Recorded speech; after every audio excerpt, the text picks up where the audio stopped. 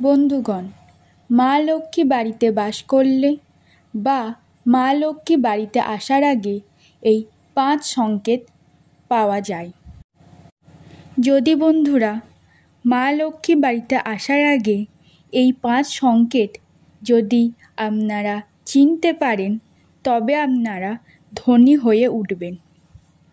সনাতন ধর্মীয় বিশ্বাসী মানুষজনরা জানে মা লক্ষ্মীর কৃপা ছাড়া আর্থিক উন্নতি কখনোই সম্ভব নয়। এই জন্যই মানুষ মা লক্ষ্মীর কৃপা লাভের জন্য প্রতিনিয়ত পূজা অর্চনা করে থাকেন। যে বাড়িতে মা লক্ষ্মী প্রবেশ করেন সেখানে বিভিন্ন রকমের শুভ সংকেত দেখা যায়। চলুন বন্ধুগণ, এই ভিডিওটিতে আমরা জেনে নিই সেই শুভ 5টি সংকেত কি কি। যদি বন্ধুরা এই 5টি সংকেতের মধ্যে কোনো একটি সংকেতও আপনাদের চোখে পড়ে, তবে আপনাদের বুঝতে হবে আপনাদের গৃহে মা লক্ষ্মীর আগমন হতে চলেছে। যদি বন্ধুরা আপনারা এই 5টি সংকেত সম্পূর্ণ জানতে চান, তাহলে ভিডিওটি পুরোটা দেখুন। কারণ ভিডিওটি যদি আপনারা পুরো না দেখেন, অনেক কিছুই তথ্য আপনাদের গোপন হয়ে যাবে, যার ফলে আপনারা সংকেতগুলি চিনতে পারবেন না। মা লক্ষ্মীর আগমনের প্রথম সংকেত হলো বাড়িতে পাখির বাসা তৈরি হওয়া। জ্যোতিষশাস্ত্র অনুযায়ী যদি কবুতর ছাড়া অন্য যে কোনো পাখি আপনার বাড়িতে বাসা তৈরি করে বা পাখি যদি ডিম দেয়, তাহলে সেটা খুবই শুভ বলে মনে করা হয়। এর মানে হচ্ছে সামনের সময়ে আপনার আয়ের নতুন নতুন উৎস খুলবে, নতুন মাধ্যমে আপনাকে আয়ের সৃষ্টি হবে।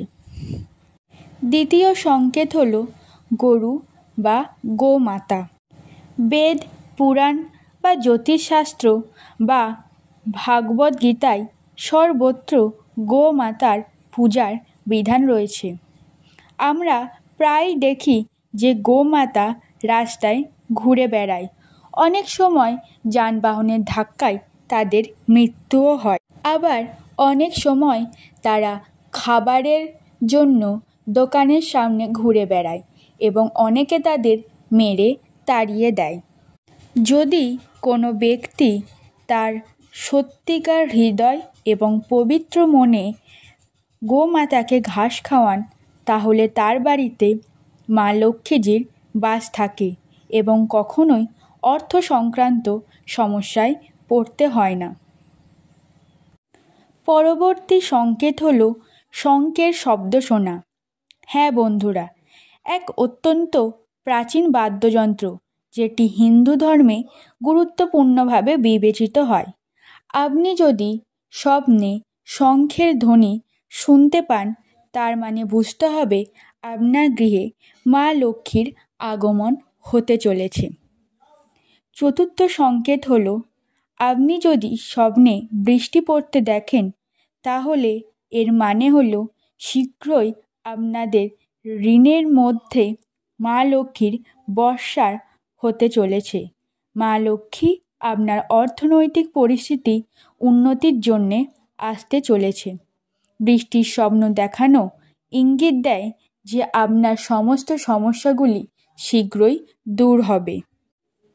পরবর্তী সংকেত হলো স্বপ্নে যদি আপনি লাল রঙের শাড়ি পরা দেখেন, অর্থাৎ আপনি যদি স্বপ্নে নিজেকে লাল রঙের শাড়ি পরতে দেখেন, তাহলে বুঝতে হবে যে শীঘ্রই মা লক্ষ্মীর দয়া লাভ করতে চলেছেন।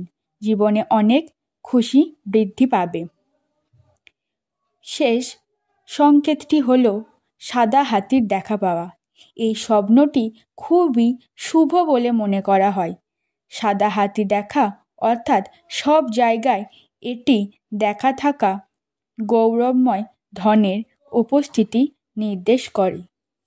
যদি বন্ধুরা এই সংকেতগুলির মধ্যে একটিও সংকেত আপনি চিনতে পারেন বা বুঝতে পারেন, তার মানে হলো আপনার বাড়িতে মা লক্ষ্মীর বাস বা মা লক্ষ্মীর আগমন হতে চলেছে। যদি বন্ধুরা ভিডিওটি ভালো লাগে তাহলে একটি লাইক করে দেবেন। আবার দেখা হবে পরবর্তী কোনো ভিডিও নিয়ে। ততক্ষণ ভালো থাকবেন। নমস্কার।